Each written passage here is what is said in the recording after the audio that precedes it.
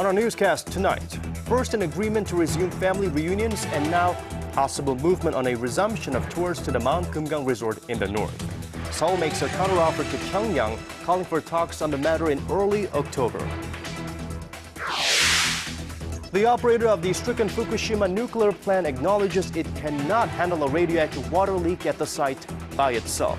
They're now asking the international community for help. And the Western powers appear to be gearing up for some sort of military intervention in Syria following last week's deadly chemical weapons attack. But there are still voices of dissent out there who remain strongly opposed to any such action. Stay with us for these stories and more.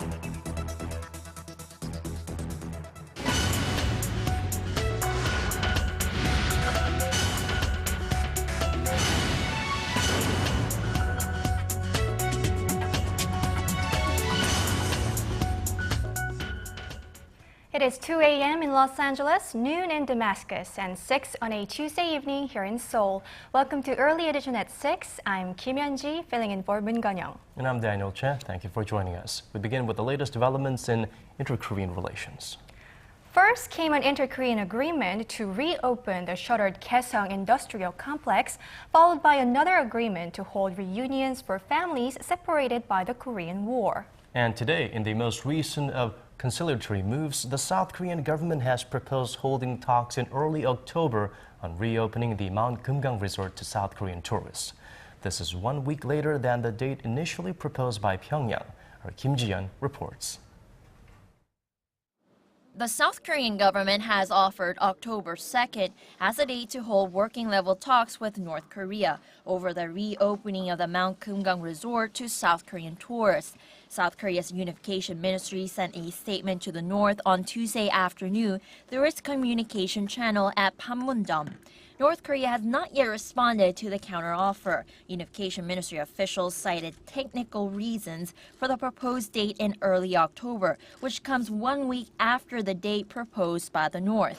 South Korean officials say they are still carrying out measures that were agreed upon during working-level talks over family reunions and want to deal with one issue at a time.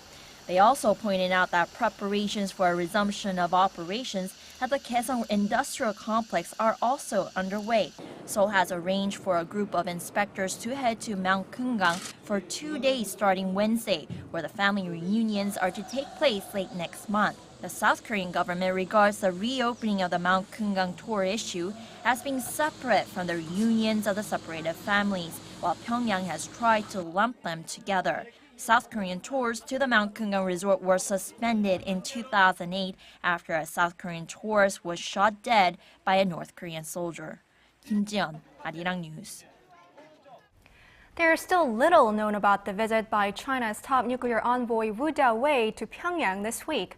But observers say the purpose of the trip is part of Beijing's efforts to re-engage North Korea in dialogue with other regional powers, amid signs of thawing relations between the two Koreas. Our Han Da-eun reports. Amid easing tensions on the Korean peninsula against the backdrop of a series of inter-Korean dialogue, China's top nuclear envoy Wu Dawei has landed in Pyongyang to hold talks with his North Korean counterparts. Although the purpose of the visit is not yet known, many experts see it as part of Beijing's efforts to re-engage North Korea in dialogue with other regional powers in order to further enhance stability in the Asia-Pacific region. Wu is widely expected to hold talks with the North's first vice foreign minister and the point man on nuclear issues, Kim Gae-kwan, and one of the vice ministers, Lee Yong-ho. Diplomatic sources in Beijing say that China would not make empty visits at a time like this, and it's highly likely that the North may offer its communist ally some sort of a surprise gift, a gift Beijing could use as leverage to pressure Seoul and Washington into resuming dialogue with the North on its pending nuclear issue.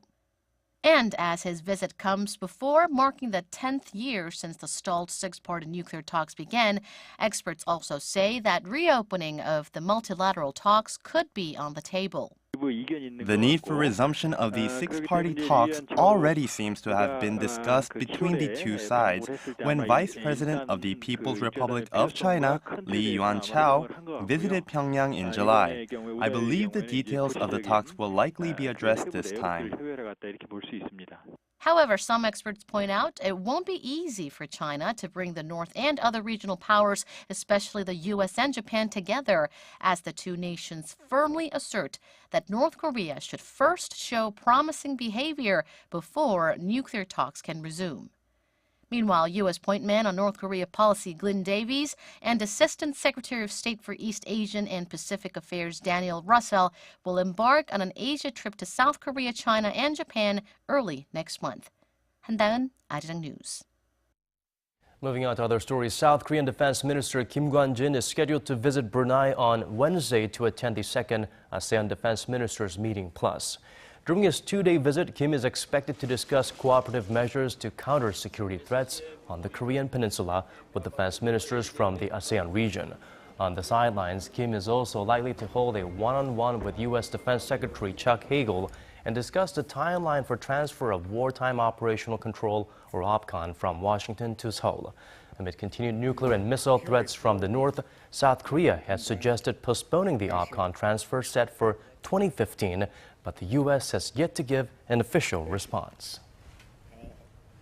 A panel of UN inspectors on the human rights situation in North Korea wrapped up their 10-day stay in Seoul on this Tuesday. Before moving on to Japan, their next destination, the three-member panel briefed reporters on their findings through their collection of testimonies from North Korean defectors in Seoul. For more on this, let's go live to our Hwang Sung-hee at the Arirang News Center. Sung-hee, so how exactly was this investigation conducted by the UN panel? Well, Yeonji, the United Nations Commission of Inquiry headed by Michael Kirby has been in Seoul since August 18th. Now, since then, the three commissioners held public hearings to collect testimonies from those who witnessed North Korea's violation of human rights firsthand. During the 5-day hearing, the team met with around 50 North Korean defectors. Now, this is the first day of the hearing where Shin Dong-hyuk, a well-known North Korean defector turned human rights activist, offered his account of the North's crimes against humanity. What do you say was actually happening at that time? At political prisons, there are public executions twice every year. The commission said that through the hearings, they were able to gather evidence of violations of human rights by North Korea, like the existence of prison camps where conditions are inhumane. For instance, here prisoners are often required to live on rats, mice, and grasshoppers and are under constant torture. Around 200,000 people are believed to be imprisoned in North Korea's prison camps today, where they are malnourished or even worked to death. Most unfortunate situation there. The panel will be collecting more testimonies and evidence in Japan and other countries, but do they plan on visiting the source, North Korea, for on-site inspections? Daniel, that's the problem. The commission has asked the North Korean government numerous times to visit the North for on-site investigations. North Korea has denied any human rights abuses and has said that UN inspectors will not be allowed on North Korean soil. However, during the press conference today, Michael Kirby, the chief commissioner of the UN panel, said that his commission will continue to reach out to the North for access to their country and promised to work with no preconceptions. The best way for North Korea to respond to the type of evidence which, if left unanswered, is believable, even in some matters compelling, is for it to open its doors, give access, provide... Well, before the press conference today, the North state-run Korean Central News Agency denounced the investigation, calling it a scheme to overthrow their government. Well, Sung-hee, could these findings lead to perhaps a criminal lawsuit against the North Korean leadership? Well, the commissioners stressed that they're not prosecutors or judges. They will be writing up a final report with all the accounts that they've collected on North Korea's human rights violations and submit it to the United Nations in March next year. The commission will be drawing conclusions from the facts that they found and make recommendations. Some have pointed to the possibility of North Korean leader Kim Jong-un being taken to the International Criminal Court, but the commissioner said that the jurisdiction of the ICC is limited to the jurisdiction over people and countries that have accepted its jurisdiction, something the North has not done. Nevertheless, there is an exceptional provision whereby the UN Security Council can refer matters to the ICC even though the country may not have accepted the jurisdiction, so the possibility is open. Well, Song, you said the final report will be due in March 2014. That's not too far away. Do we have any idea what the report will include? Daniel, the commission said they are trying to make their final report as interesting as possible to grab the interest of the international community.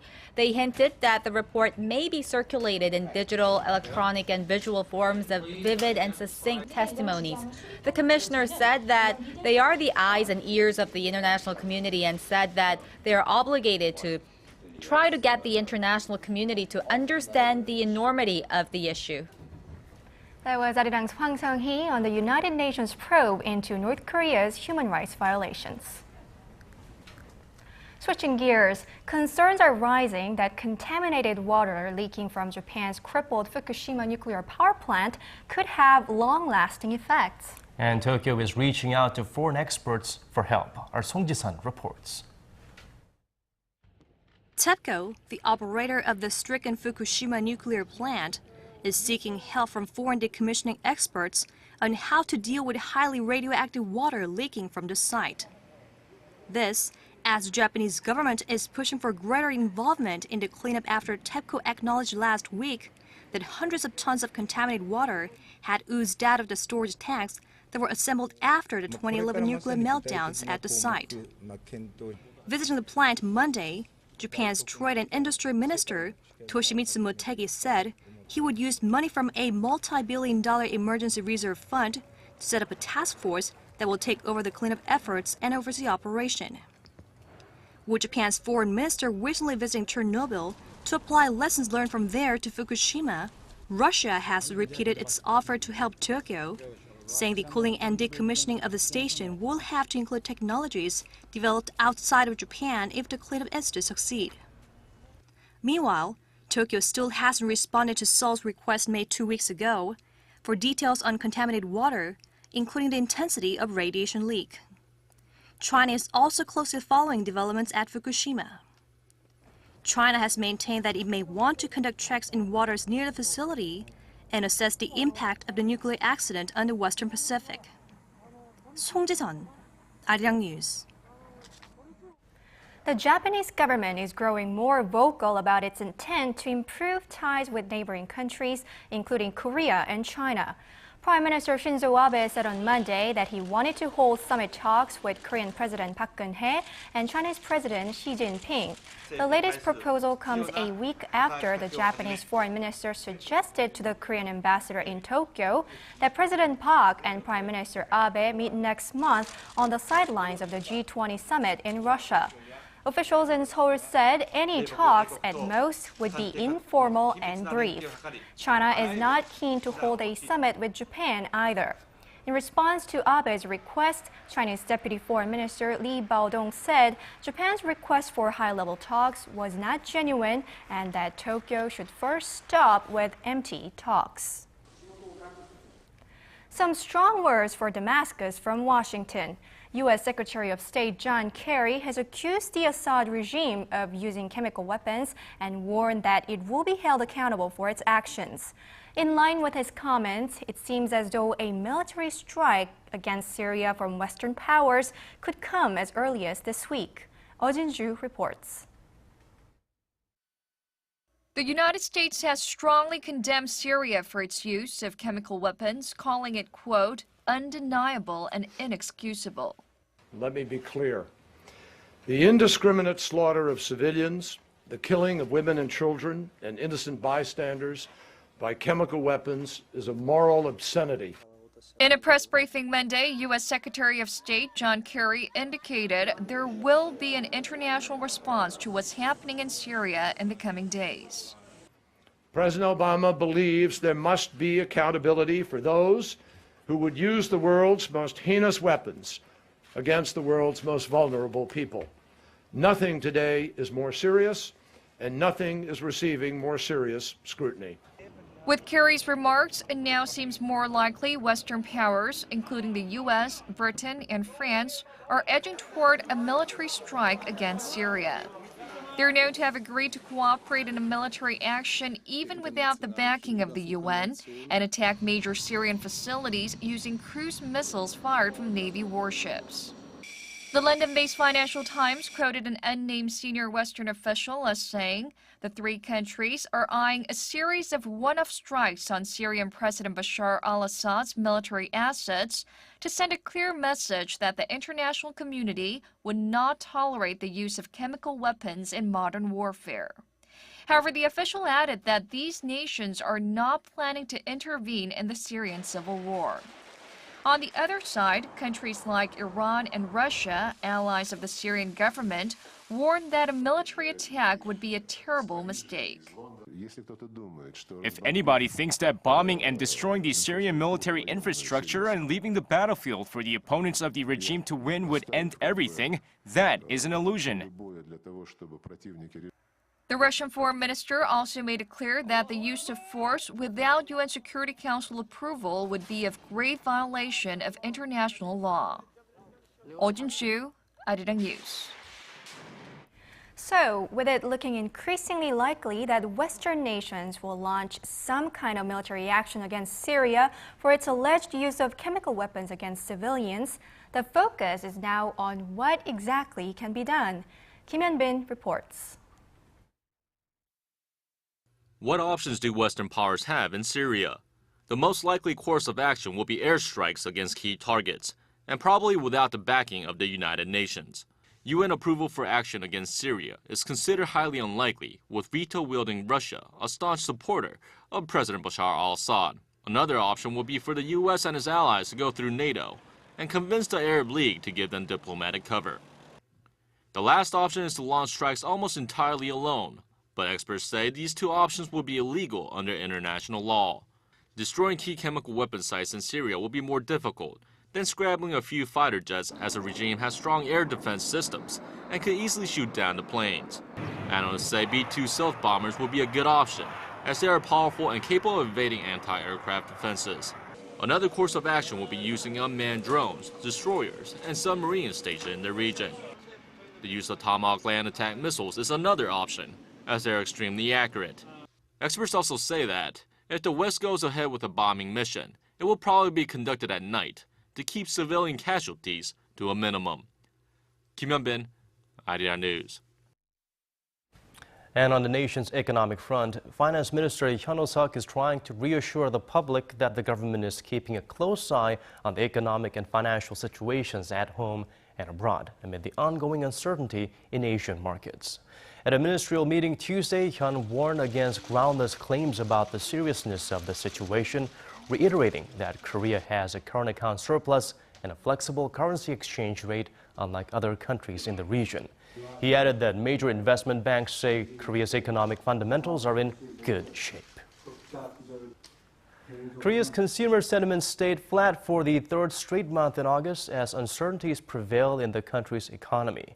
The Bank of Korea says its Consumer Sentiment Index, which measures the nation's overall economic outlook, living conditions, and future spending, came in at 105 this month. A reading above 100 means the overall sentiment is more optimistic than pessimistic. The index has been flat since June after hitting its highest level in 13 months when it peaked at 105. Central bank officials cited surging housing prices as one of the main reasons behind the standstill in sentiment. The number of babies born in Korea last year increased by nearly 3% compared to the year before. Statistics Korea says more than 480,000 babies were born in 2012, and the number of babies expected in a woman's lifetime increased slightly to 1.3. That number has shown a steady increase for 3 consecutive years, but experts point out that it is still lower than other OECD countries. Officials say that because 2012 was the year of the Black Dragon, according to the Chinese zodiac, many couples had babies last year. The Black Dragon symbolizes power, energy, and luck. The agency also says the sons and daughters of baby boomers are now in their 30s, contributing to the slight rise in the nation's birth rate. With growing concerns that Korean teenagers do not have a proper understanding of national history, the Education Ministry said it will make Korean history a compulsory subject for the college entrance test in 2017. Korean history is currently one of the 11 optional subjects in the social studies section, which a decreasing number of students are opting to take on their college entrance exams. In addition, the ministry said it is considering having all students take one common admissions test instead of choosing from 2 different types to simplify the system. Education Minister Seo Nam-soo said Tuesday that a new college entrance system for the year of 2017 will be finalized in October after collecting people's opinions through public hearings. A huge Hallyu, or Korean Wave festival, recently took place in Los Angeles, where tens of thousands of fans were given the opportunity to enjoy Korean music, food, and fashion, and also meet the love of their lives. Our Kim Min-ji takes us there. Dancers show off their sleek moves, some performing in outfits almost identical to those of actual K-pop stars. Others have made banners in Korean.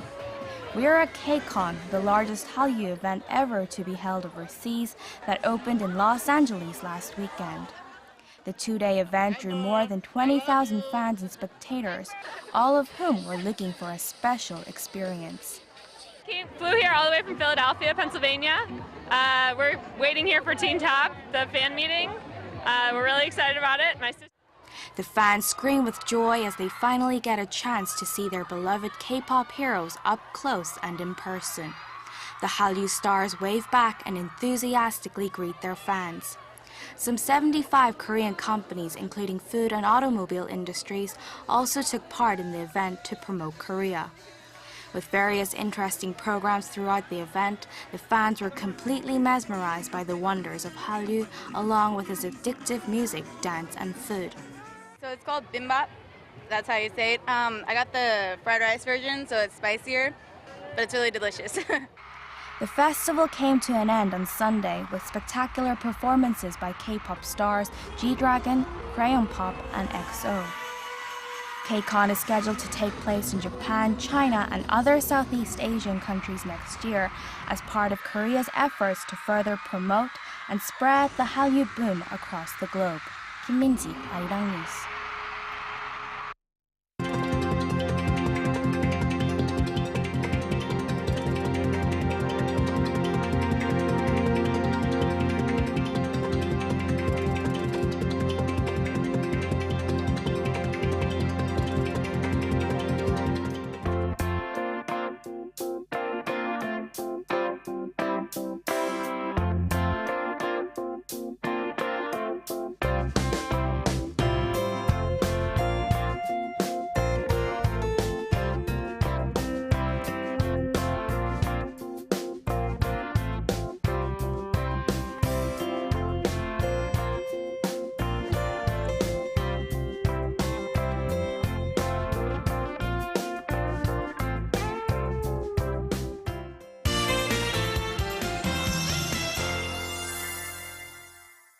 It's time for weather. That means we turn to our Hannah Kim, who is standing by at our weather center. So Hannah, it is noticeably different in the nights and days. It's cooler during the evenings. That's right, Daniel. So you need to be careful not to catch a cold this time of year. You really don't want to be sick for the Chuseok holidays. That is right. And we got lucky this year because Chuseok falls on a Thursday, so it's going to be quite a long vacation for many people. Right, and a much needed vacation if you ask me. So make sure you keep your immune system strong until September. Now tomorrow we should start off with some fog in the morning under partly sunny skies, but we'll have more clouds by the afternoon with hot temperatures. These clouds will later bring in precipitation nationwide starting Thursday. Taking a closer look at the forecast, our daytime highs and lows may fluctuate over 10 degrees. Seoul, Daegu, and Gwangju will all peak to 32. Meanwhile, Busan will peak flat at 30. Down on Jeju Island, you'll have a lot of sunshine, and Daejeon will hit the 30s, but as you can see, Daejeon will also fall to 19 overnight, probably around dawn, so hopefully you won't have to suffer from tropical nights. Well, that's Korea for you. I'm Hannah Kim, and I'll be back later with more updates. Thank you for that, Hannah. And that's all from us for this hour. Thank you for watching. This has been Daniel Chen. And I'm Kim Hyun-ji. Stay tuned to Arirang for more news coming up.